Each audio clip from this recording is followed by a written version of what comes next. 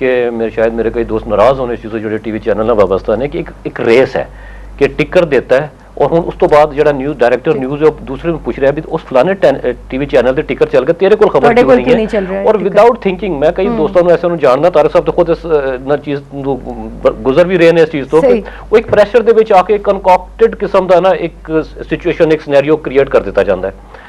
اچھا اور بعض اوقات رانا صاحب رپورٹر تو پوچھے بغیر ایک ٹی وی چینل تے ٹکر چل رہا ہے دوسرا اس کو کاپی کر لے گا اس کے بعد رپورٹر دی ڈیوٹی لگائے گا کہ اس کو ویریفائی کرو پہلے چلا کے. دیکھو ذمہ داری دا انسٹیٹیوشن آف ایڈیٹر جڑا ہوندا ہے نا وہ ایک امپورٹنٹ پوزیشن ہوندی ہے. اخباراں دے وچ چلو ایک ٹائم ہوندا ہے کہ رات نوں 1-1:30-2 بجے تک تسی اخبار چھپے گا اور صبح تک یعنی جائے گا انہیں اس وقت نہیں جانا تہاڈے کول ٹائم ہے تسی انہاں چیزاں کر سکدے ہو. ٹی وی چینل دے وچ جڑے لوگ اوتے بیٹھے نے رسپانسیبل سینئر لوگ بیٹھے نے ایڈیٹر لیول تے نے یا کنٹرولرز نے یہ انہاں دی ذمہ داری ہے کہ اگر ایک ٹی وی چینل سوچن آفٹر آل وہ 15-20-25 سال دے ایکسپیرینس تو بعد اتنے پہنچے تھوڑا جے قطع کلامی معاف اگر میں نے تھوڑا ٹائم دیو. فریہ ادریس صاحبہ ساڈے نال ٹی وی ٹیلی فون لائن تے موجود نے بہت ہی پاکستان دی ایک بڑا نام ہے ٹی وی اینکر نے. السلام علیکم فریہ صاحبہ. السلام علیکم کیسی ہیں آپ؟ بالکل ٹھیک آپ کیسی ہیں؟ میں بالکل ٹھیک ہوں اور آپ کا پروگرام سن رہی ہوں بڑی انٹرسٹنگ ڈیبیٹ آپ کر رہی ہیں. اچھا چلیں آپ کو ہم ویلکم کہتے ہیں سیاسی ہلچل میں. اور یہاں بات ہو رہی ہے کہ پاکستان کا میڈیا کا جو رول ہے اور اسپیشلی ٹی وی چینلز کی بات ہو رہی ہے کہ ٹی وی چینلز بڑی ایک ریس میں ہیں اور اس ریس میں آ کے خبریں اور تبصرے تجزیے فوراً شروع کر دیے جاتے ہیں. انفارمیشن کم ہوتی ہے اس کے بعد صورتحال تبدیل ہو جاتی ہے اور اس کے بعد کوئی تردید بھی نہیں آتی ان خبروں کی. آپ کیا کہیں گی؟ دیکھیں یہ آپ نے بہت امپورٹنٹ پوائنٹ اٹھایا اور یہ ڈیبیٹ اب میرے خیال سے تقریباً پچھلے 1 سال سے مسلسل چل رہی ہے اور کچھ بڑے بڑے واقعات ایسے ہوئے جس کے بعد اس پر بہت زیادہ زور دے کر خود ٹی وی چینلز نے کہا کہ اب اس پہ نظر ڈالنا پڑے اور اس میں پاکستان کے بہت بڑے بڑے چینلز بھی شامل تھے. آپ کو اگر یاد ہوگا جیسے جس وقت آپریشن ہوا تھا تو اس وقت ایک پورا جو ایگریمنٹ تھا خود ٹی وی چینلز نے سائن کیا تھا اور اس کے بعد سے میرے خیال سے یہ ذمہ داری کا احساس آنا شروع ہو گیا ہے. مگر کیونکہ جو پاکستان کی صورتحال ہے جیسے ابھی آپ ریمنڈ ڈیوس کا معاملہ دیکھ لیں اس کے پرسپیکٹو میں میرے خیال سے اس کو بہت جلدی سے لاگو کرنا پڑے گا. اور یہ بات ہم اکثر ہائی لائٹ کر چکے ہیں کہ اگر آپ نے تبدیلی لے کر آنی ہے تو تبدیلی خود لے کر آنی پڑے گی. ہم یہ نہیں کہہ سکتے کہ ہم پیمرا کی طرف دیکھیں یا ہم حکومت کی طرف دیکھیں یا ہم سمجھیں کوئی آ کر ہم پہ یہ پابندی لاگو کرے گا. یہ جو ذمہ داری کا احساس ہے ہمیں خود اپنے اندر اجاگر کرنا پڑے گا. اچھا فریہ بی بی مجھے یہ بتائیے کہ آپ نے کہا کہ ریمنڈ ڈیوس کی بات تو ہمیں خاص طور پہ یہ کوڈ آف کنڈکٹ ہمیں خود لے کر آنا ہوگا. یہ بہت سارے ٹاک شوز ہم دیکھ رہے ہیں کوئی پچھلے 20-22 دن سے جب سے یہ واقعہ ہوا ہے تو سوائے ریمنڈ ڈیوس کے پاکستان کے بہت سارے ایسے مسائل ہیں. سیلاب ہے اس کے بعد ہم نے سیلاب کو اس وقت تو بہت ڈسکس کیا لیکن ہم نے اس کے پوسٹ فلڈ جو سچویشن ہے اس کو ہم نے کبھی اتنا زیادہ ہائی لائٹ نہیں کیا. یا اور بہت سارے ایشوز ہیں. مہنگائی اسی طرح اپنی جگہ موجود ہے. ہمارے تمام رات 8 بجے سے لے کے 11 بجے تک جتنے ٹی وی چینلز ہیں پاکستان کے ان پہ ٹاک شوز میں وہی چہرے بدل رہے ہوتے ہیں اور وہی ٹاپک ہوتا ہے. اس پہ آپ کیا کہیں گی کہ اس پہ کیا کرنا چاہیے؟ دیکھیں اس میں مسئلہ یہ ہو گیا ہے اب کہ جیسا کہ کمپٹیشن بہت زیادہ ہو گیا ہے تو اس لیے یہ بات ہم دیکھتے ہیں کہ ایک ہی چہرے نظر آتا ہے وہی چہرے نظر آتے ہیں. گیسٹ کے اوپر سب کی دوڑ لگی ہوتی ہے کہ جو مین گیسٹ ہیں جن پہ سب کو پتا ہے کہ لوگ ان کو سنتے ہیں وہ ان کے پروگرام میں آ جائیں اور یہ بات شاید اکثر نظر انداز ہو جاتی ہے اور وہ پریشر کی وجہ سے کہ اصل میں آپ اپنے گیسٹ سے کھلوانا کیا چاہ رہے ہیں یا آپ کیا ثابت کرنا چاہ رہے ہیں یا آپ فیکٹ فائنڈنگ لے کر آ رہے ہیں یا صرف ایک ایسا پروگرام کریں جس میں آپ چاہ رہے ہیں کہ لوگ اس کو دیکھیں اور وہ زیادہ گیسٹ اس میں آپ کے پاورفل ہو.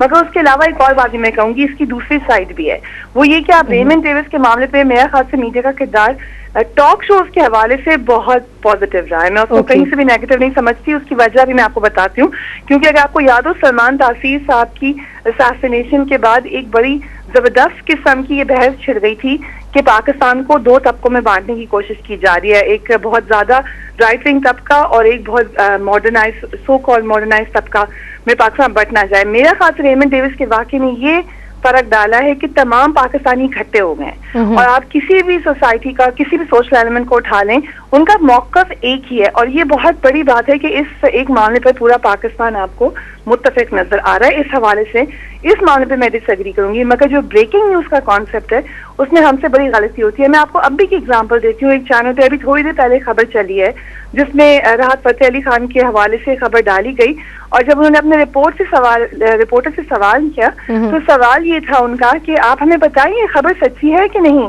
بھائی اگر آپ کو پتہ ہی نہیں ہے کہ خبر سچی ہے یا نہیں تو آپ نے اس کو چلا کیسے دیا اپنے چینل کے اوپر؟